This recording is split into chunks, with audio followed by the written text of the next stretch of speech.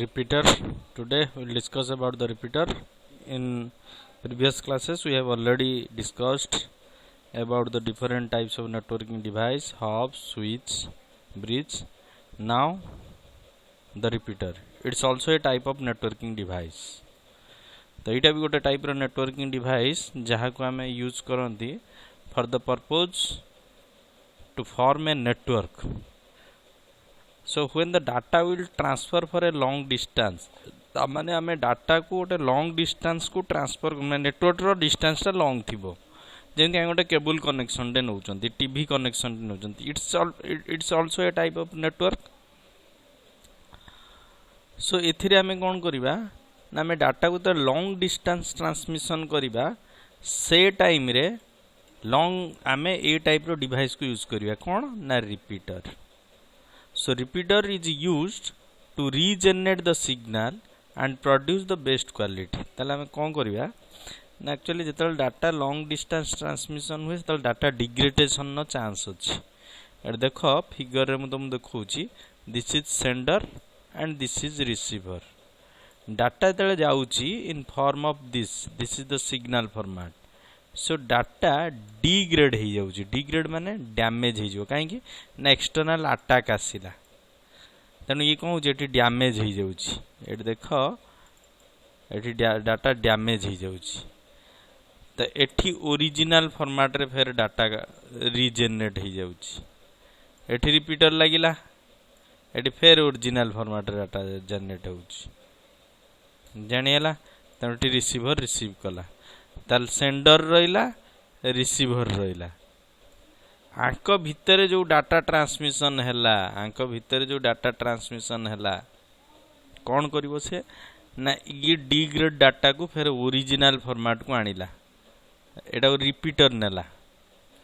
ए repeater कौन कला ना को ओरिजिनल फॉर्मेट को आनिला काहे कि ना डाटा डैमेज हो जाइथिला. So the receiver will get the data and send to the sender in original format. जो फॉर्मेट रे डाटा आसी थिला सेही फॉर्मेट रे डाटा को पठेइला. एडा होची रिसीवर रो काम रिपीटर रो काम. So the data will transfer for a long distance. तमे देखिथिबो जेता गोटे केबल कनेक्शन जाइथिबो एमती केबल कनेक्शन जाइछि मझिरे मझिरे गोटे गोटे पोल रही थाए से देखिबो बाटरे गोटे गोटे एमती बॉक्स लागिथिबो ब्लैक कलर बॉक्स हो व्हाइट कलर बॉक्स हो एमती बॉक्स लगी से केबल जाइथिबो सेही केबल बॉक्स टा हला कोन that is your repeater which transfer the data but in original format. Original format माने जो डैमेज हला से डैमेज टा को से रिमूव कर देला जानियला. So that is the function of repeater. Next disadvantage से कहला जदि डैमेज हो जाइछि त माने डिग्रेडेशन एठी डैमेज हेइने डिग्रेडेशन हो जाइछि ताको हमें रखी परिबा. बट जदि डैमेज हो गला कंप्लीटली लॉस्ट हो गला ताको के रखी परिबे नाही. दैट इज डाटा डैमेज और रिपीटर रो फंक्शन एटा. देन राउटर रो काम कोन. It's a type of networking device which is used to decide the route for the data transmission and that route eighty जो रूट टा रहिला से रूट टा कौन ना से रूट टा हैला that route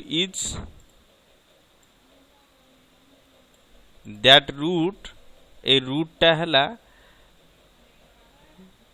गोटे best route free from congestion and collision. तामाने कंजेशन और कॉलिजन नु जे फ्री हैला सेटा हैला बेस्ट रूट. आमे रास्ता रे जाउचंती रास्ताटा जे फांका रहिबो त एटा बेस्ट रूट हबो. बेस्ट रूट माने भलो रास्ता सेटा नुए. ए नेटवर्क रे डाटा ट्रांसमिशन टाइम रे data huge amount of data transmission हुए.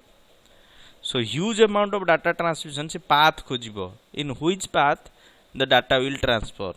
डाटा ट्रांसमिटा को पाथ रे हबो. जदि एक्स पाथटा बिजी अछि ताले वाई पाथ रे जिवो वाई पाथ बिजी अछि Z path. So it is free from congestion and collision. That is router. It works on network layer of OSI model. Network layer of OSI model.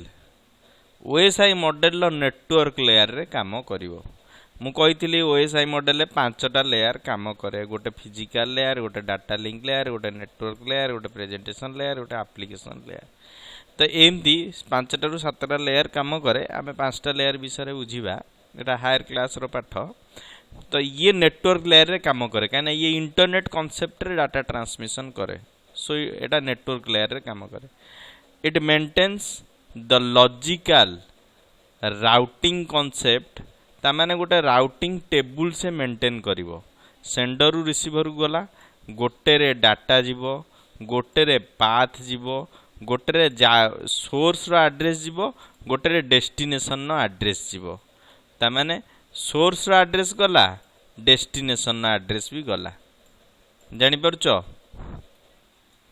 Source row address जीवो destination no address जीवो source रो गला destination तामाने sender रु receiver जोठी की जीवो आ जोठू जीवो से दी जनकर address एठी maintain हला डाटा रहिबो डाटा में तो सेंड करिया सोर्स दरकार रिसीवर भी दरकार तो सोर्स रहिला रिसीवर रहिला डाटा रहिला और बेस्ट पाथ रहिला it connects LAN to MAN LAN to वन जेमति आमे ब्रिज रे दीटा लैन को कनेक्ट कले स्विच रे नंबर ऑफ कंप्यूटर कनेक्ट कले एथिरे सेमति लैन नु लैन हे परिबो लैन नु मैन हे परिबो लैन टू वन भी हे परिबो आउ कोन हे परिबो ये गोटे फायरवॉल टाइप रो काम करे ता माने जदि आमे गोटे राउटर टे लगेई चंती सो राउटर कौन करिवो ए नेटवर्क भितर को जेतले अटैक हबो से राउटर कौन करिवो ना ताको फिल्टर करिकी डाटा को छाड़िवो फिल्टर करिवो डाटा फिल्टर हबो डाटा भितर को आसीबो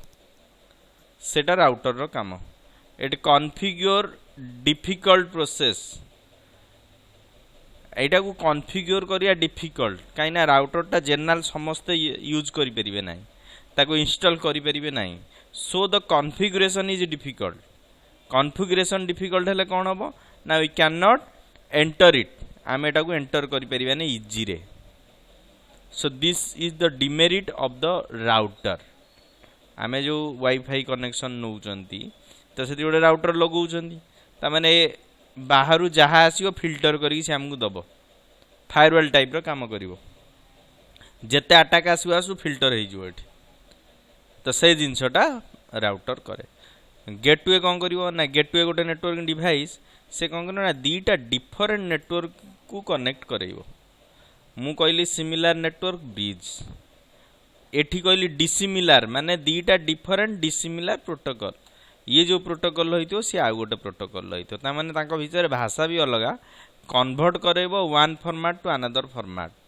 that is gateway the protocols of two different is change by the gateway ता माने दीटा डिफरेंट नेटवर्क प्रोटोकॉल को कन्वर्ट करेबो देखो एटी लैन अछि एटी वन अछि त मझिरे गेटवे कोन करिवो ना कन्वर्ट करेबो so this is the conversion from one network to another network so यार मेरिट पॉइंट है ये डिफरेंट नेटवर्क को कनेक्ट करे कि सिमिलर नेटवर्क करेबो सी कौन करिवो ना डिफरेंट नेटवर्क को कनेक्ट करेबो आउ यार डिसएडवांटेज एटा कॉस्टली रहिबो यार कॉस्ट हाई ये डिफरेंट नेटवर्क को कनेक्ट कराए डिफरेंट प्रोटोकॉल फॉर्मेट को कनेक्ट कराए बुझी होची सो this is all about gateway router and repeater.